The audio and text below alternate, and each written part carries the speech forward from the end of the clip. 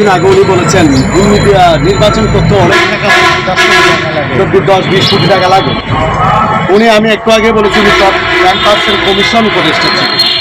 ওনাদের সবচেয়ে এই সরকারের আমলে সবচেয়ে দুর্নীতি তদবির ঘুষ যার নামে অভিযোগ আছে সেটা হচ্ছে আসলে সুযোগ ভূঁইয়া।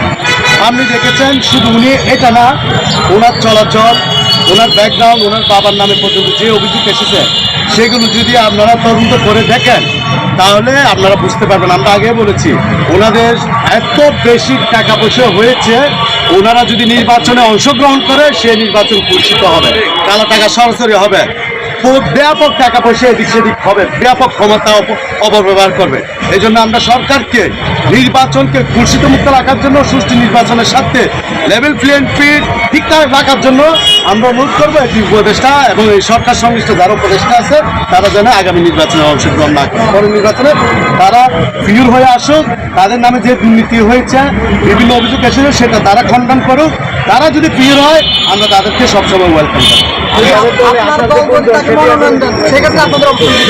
আমাদের সেক্রেটারি ইতিমধ্যেই বলেছে আমরা ব্যক্তির সাথে আমাদের পুরো ঝামেলা না, আমাদের ঝামেলা হচ্ছে আমরা 2018 থেকে প্রশাসন আন্দোলনের মাধ্যমে রক্ত দিয়েছি, শ্রম দিয়েছি, গাম দিয়েছি।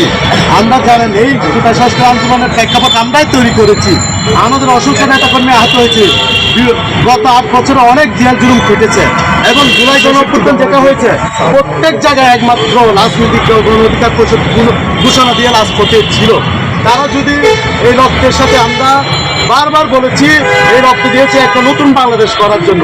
স্বাধীনতার 54 বছরে যারা দুর্নীতি এবং নিজেদের সাথে দলকে দেশকে ব্যবহার করছে, ক্ষমতাকে ব্যবহার করছে যাতে সেটা না হয়, কিন্তু আমরা বারবার দেখেছি, হতাশ হয়েছি।